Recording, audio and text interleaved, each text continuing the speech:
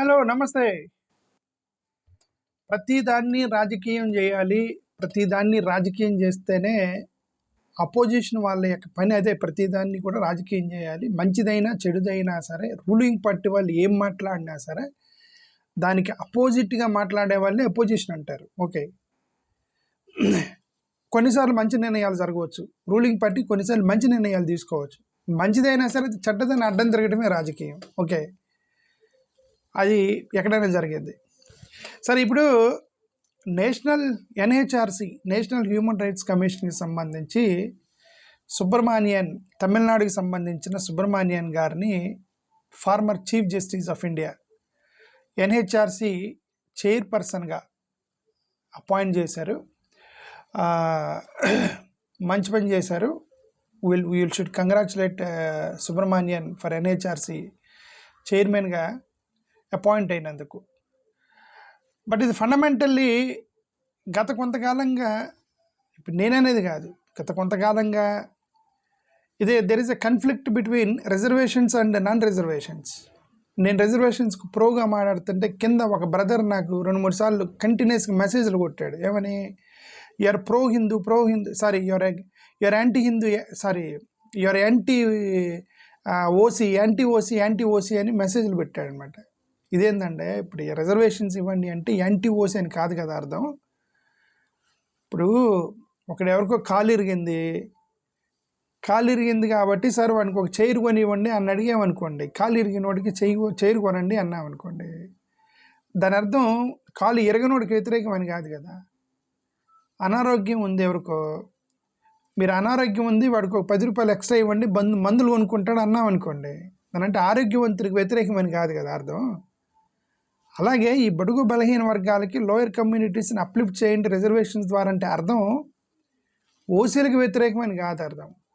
Okay, fundamentally don't spread fake news, false news on social activist like us. Don't spread false news. We are not against anybody. We are not against Hindu. We are not against Muslim. We are not against Christian. We are not against OC, ST, BC, OC. But ఒక cause మీద మాట్లాడతా. Okay, ఆ cause మీద మాట్లాడతా. Okay, ఇప్పుడు ఈ ఎన్హెచ్ఆర్సీకి సంబంధించి ఇప్పటి వరకు నాకు తెలిసిన వరకు ఒక 9 మందో 10 మందో ఎన్హెచ్ఆర్సీ చైర్మన్లు అయ్యారు ఇప్పటి వరకు. ఫస్ట్ 1996లో పెట్టారు NHRC, national human rights commission. అప్పటి నుంచి ఇప్పటికీ ఒక 9 మంది అయ్యారు. ఈ 9 మందిలో కూడా మ్యాక్సిమం అందరూ కూడా బ్రాహ్మిన్సే ఉన్నారు. ఇప్పుడు for example justice Ranganath Mishra బ్రాహ్మినే, జస్టిస్ ఎంఎన్ వెంకటాచలయ్య బ్రాహ్మినే, చూడండి జస్టిస్ విఎస్ వర్మ క్షత్రియ, జస్టిస్ ఏఎస్ ఆనంద్ కాశ్మీరీ క్షత్రియుడు, శివరాజ్ పాటిల్ లింగాయత్ బ్రాహ్మణు, right, S Rajendra Babu and caste తెలీదు, ఎస్పి మథుర్ హిందూ కాయాస్తకు సంబంధించినటువంటి almost is also equal to బ్రాహ్మణ్. కేజీ బాలకృష్ణన్ ఒక్కడు మాత్రం ఎస్సీ, కేజీ బాలకృష్ణ ఒక్కడే దళితుడు. ఇప్పటి వరకు నేషనల్ ఎన్హెచ్ఆర్సీకి సంబంధించి ఒకే ఒక చైర్పర్సన్ అయ్యింది 2010 నుంచి 15 మధ్యలో. ఓకే, 2010లో అది మన్మోహన్ సింగ్ గారు ఒక్కరే ఫస్ట్ దళిత్ ఎన్హెచ్ఆర్సీ చైర్మన్ చేశారు కాంగ్రెస్ వాళ్ళు, మన్మోహన్ సింగ్ గారు. ఓకే, కేజీ బాలకృష్ణన్ అయ్యారు. ఆ తర్వాత జస్టిస్ సిరియాక్ జోసెఫ్, అతని Jewish Christian, Jewish Christian is almost Jew ఆర్యులతో సమానం. ఓకే, క్రిస్టియన్ అయినా సరే వాళ్ళకున్నంత కులపిచ్చి ఇంకెవరికి ఉండదు. క్రిస్టియన్స్ అయినా సరే, సిరియన్ క్రిస్టియన్స్ అని కేరళలో ఉంటారు. కేరళలో సిరియన్ క్రిస్టియన్ అని ఒక సెక్ట్ ఉండిద్ది. వాళ్ళని దళితుల్ని చర్చిలో కూడా రానివ్వరు. వాళ్ళని మనువాద క్రిస్టియన్స్ అంటారు వాళ్ళని. ఆ మనువాద క్రిస్టియన్స్ అంటే ఘోరం వాళ్ళు.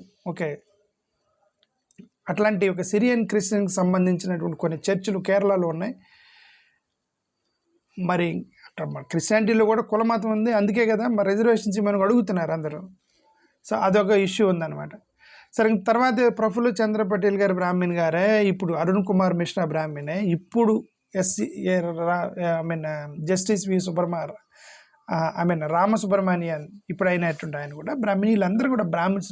ఎందుకు చెప్పానంటే, జనరల్గా ఎన్హెచ్ఆర్సీకి సంబంధించి, నేషనల్ హ్యూమన్ రైట్స్ కమిషన్కి సంబంధించి జనరల్గా కేసులు మొత్తం కూడా లోయర్ కమ్యూనిటీస్కి వెళ్తాయి. ఇప్పుడు ఎన్హెచ్ఆర్సీ దగ్గరికి ఎవరు పోతారు? ఇదిగోండి మాకు న్యాయం జరగాలి, కానీ న్యాయం జరగట్లేదు. పోలీస్ స్టేషన్లో కేసు పెట్టినా కేసు ఫైల్ అవ్వట్లా. పోలీసులు మమ్మల్ని హింసిస్తున్నారు, ఇదిగో కస్టోడియల్ టార్చర్ చేశారు,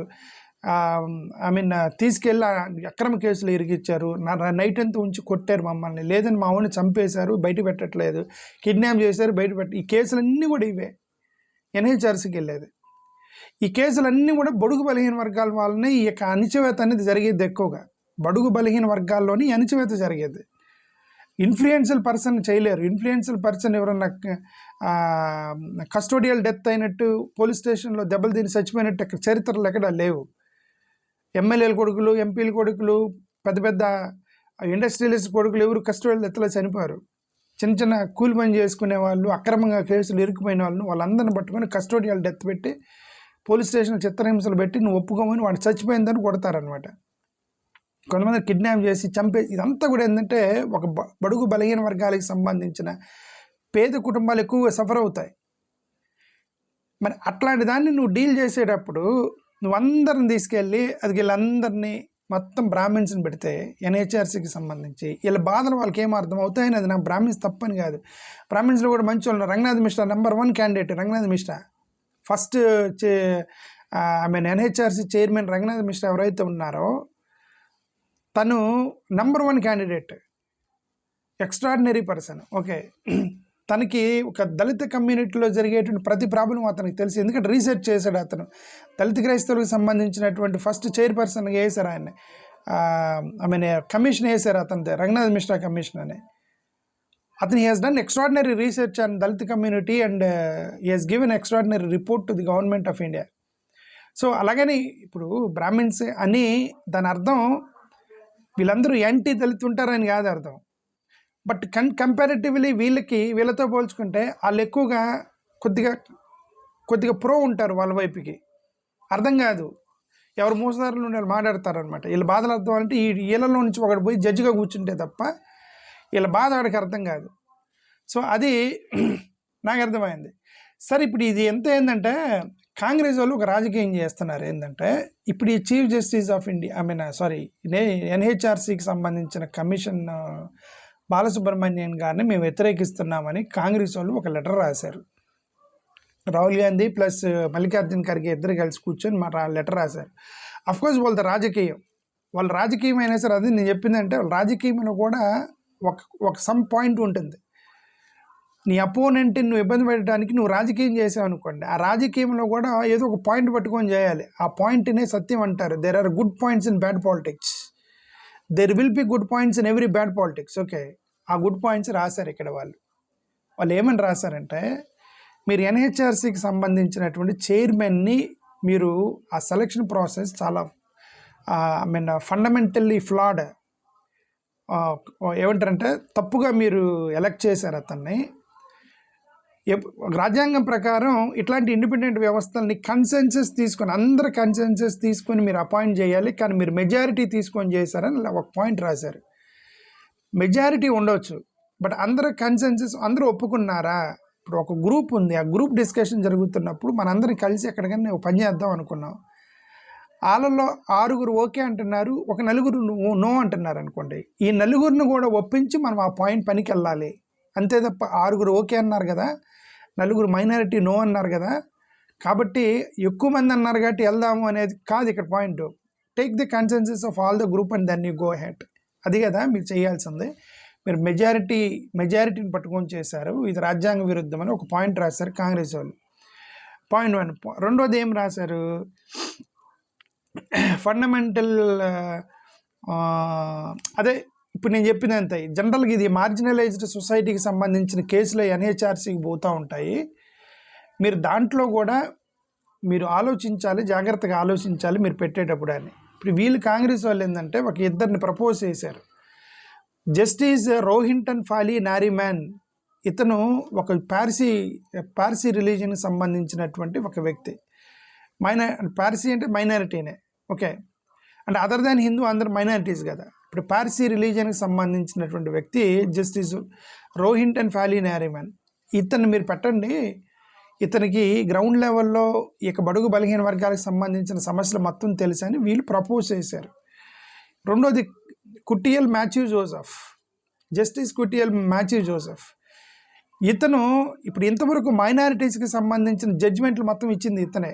అంటే ఫేవరబుల్ జడ్జిమెంట్స్ సడన్గా వస్తూ ఉంటుంది. మీరు చర్చికి వెళ్ళినంత మాత్రాన మీరు క్రైస్తవులుగా పరిగణించబడరు, మీరు వాళ్ళని హెరాస్ చేయడానికి లేదు, ఇక్కడ ఇదిగో సోన్సో దళితులను పట్టుకొని మీరు చేశారు, ఇది రాజ్యాంగ విరుద్ధము. రాజ్యాంగాన్ని కాపాడటంలో మైనారిటీస్ ప్రొటెక్షన్లో ఫేవరబుల్గా జడ్జిమెంట్లు ఇచ్చినటువంటి ఒక వ్యక్తి ఇదిగో మాథ్యూ జోసెఫ్, కుటియల్ మాథ్యూ జోసెఫ్. ఇతనికి సుప్రీంకోర్టులో ఇతని యొక్క జడ్జిమెంట్ మీద ఆధారపడి చాలామంది మైనారిటీస్ బతికి బయటపడిపోయారు. లేదంటే ఇట్లాంటివి కూడా లేకపోతే ఇంకా ప్రాబ్లం అయి ఉండేది. ఓకే, చూడండి, దళిత క్రైస్తవులకు సంబంధించిన సుప్రీంకోర్టు జడ్జిమెంట్ ఇంతవరకు 2004 నుంచి పెండింగ్లో ఉంది. దాన్ని కదిలించారనమాట. ఈ కుటియల్ జోసెఫ్ లాంటి వాళ్ళు దాన్ని ఫేవరబుల్గా మాట్లాడుకుంటూ వచ్చారు, మీరు దళితులకు అన్యాయం చేస్తున్నారని. ఓకే, సో ఇట్లాంటి వాళ్ళని ఎవరెవరైతే కొంచెం లోయర్ కమ్యూనిటీకి సంబంధించి, మైనారిటీ కమ్యూనిటీకి సంబంధించిన వాళ్ళు కూడా మీరు ఎన్హెచ్ఆర్సీలో పెట్టండి. ఓకే, మీరు ఎన్హెచ్ఆర్సీలో పెడితే ఇది మార్జినలైజ్డ్ సొసైటీకి వాళ్ళ సమస్యలను అర్థం చేసుకున్న వాళ్ళు కాబట్టి వాళ్ళకు ఉపయోగపడిద్ది అని కాంగ్రెస్ వాళ్ళు ఒక పాయింట్ రాసి దాన్ని ఒక పాయింట్ రాశారనమాట. కాంగ్రెస్ వాళ్ళు రాశారనమాట ఆ పాయింట్ని. సో అదే నాకు కొంచెం జస్టిఫైబుల్గా అనిపించింది. ఓకే, మూడోది ఏమని రాశారంటే, మీరు ఒక చీఫ్ జస్టిస్ అనే దాన్ని మీరు పెట్టేటప్పుడు కానీ, చీఫ్ జస్టిస్ కానీ ఎన్హెచ్ఆర్సీ చైర్మన్ కానీ మీరు పెట్టేటప్పుడు religion, caustic, community, religious diversity అనేది మీరు చూసుకొని పెట్టాలి అనేది వాళ్ళ లెటర్లో రాశారు. That is also extraordinary point. Okay, మతము ప్రతిసారి ఇప్పుడున్న వరకు చీఫ్ జస్టిస్ మొత్తం కూడా నో మైనారిటీకి సంబంధించిన, రిలీజన్కి సంబంధించి మొత్తం కూడా హిందువులే ఉన్నారు. మొత్తం కూడా ఇప్పుడు చెప్పాను కదా, ఇప్పుడు నేను చెప్పిన ఎన్హెచ్ఆర్సీ చైర్మన్లో 7, 9 మందిలో 5, 6 బ్రాహ్మిన్స్ ఉన్నారు. ఓకే, వాళ్ళే మొత్తం జడ్జిలు, మొత్తం వాళ్ళే. మరి ఇక్కడ క్యాస్ట్ బ్యాలెన్స్ ఎక్కడ ఉంది, కమ్యూనిటీ బ్యాలెన్స్ ఎక్కడ ఉంది, రిలీజియస్ డైవర్సిటీ అనేది ఎక్కడ ఉంది, right? How you are appointing chief justice of India, how you are appointing NHRC chairperson. So it should be అందరికి కూడా ఇంక్లూజివ్నెస్ ఉండాలి, అందరికి కూడా జెన్యూనిటీ ఉండాలి. దాన్ని మీరు అందుకని మేము ప్రపోజ్ చేశాము. మీరు అఫ్కోర్స్ వాళ్ళు చంద్రచూడ్ని అయిపోతున్నారని వాళ్ళు ప్రచారం చేశారు, అది రాజకీయం వేరే సంగతి. Okay, I'm talking out of the politics. నేను అదే చెప్తున్నా, they may be doing bad politics, but in every bad politics there are good points. I'm talking about those good points. Okay, and ఫైనల్గా ది డిస్మిసివ్ అప్రోచ్, అదే నేను చెప్తున్నా. Dismissive approach అంటే majority okay అన్నారు కదా అని చెప్పి మిగతా వాళ్ళని తీసేయటం అనేది తప్పు అని వీళ్ళిద్దరూ ఒక లెటర్ రాసి కొట్టారు. మల్లికార్జున ఖార్గే అని రాహుల్ గాంధీ కొట్టారు రూలింగ్ గవర్నమెంట్కి, అఫ్కోర్స్ ప్రెసిడెంట్ ఆఫ్ ఇండియాకి, ఎందుకంటే ఇతను అపాయింట్ చేసేది ప్రెసిడెంట్ ఆఫ్ ఇండియా కాబట్టి. సో ఇది anyway, let us congratulate the new chairperson of NHRC, national human rights commission, from south India, Tamil Nadu, Justice V. Ramasubramanian. We should congratulate him. But whatever these opposition leaders, Rahul Gandhi and Mallikarjun Kharge has written letter to them, దాంట్లో పాయింట్లు కూడా జాయిన్లీ validity ఉంది, జెన్యూన్నెస్ ఉంది వాళ్ళు రాసినటువంటి పాయింట్స్లో. అవి కూడా consideration తీసుకోవాలి. అన్ని క్యాస్ట్లకు సంబంధించిన వాళ్ళు చీఫ్ జస్టిస్లు అవ్వాలి, ఎన్హెచ్ఆర్సీ చైర్మన్లు అవ్వాలి, అన్ని మతాలకు సంబంధించిన వాళ్ళు చీఫ్ జస్టిస్లు అవ్వాలి.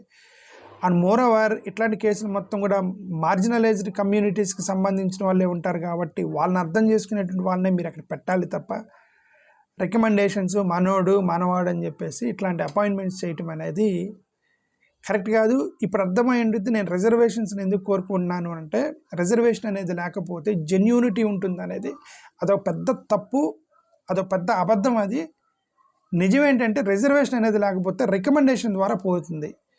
If you lift reservations, the recommendation will take place. మనోడే మనకు తెలిసినోడే పెట్టే అని చెప్పేసి పాపం ఈ ఇన్ఫ్లుయెన్స్ లేని వాళ్ళు, పేదోళ్ళు, బడుగు బలహీన వర్గాల వాళ్ళు సఫర్ అయిపోతారు. అది ఇష్యూ. Thank you.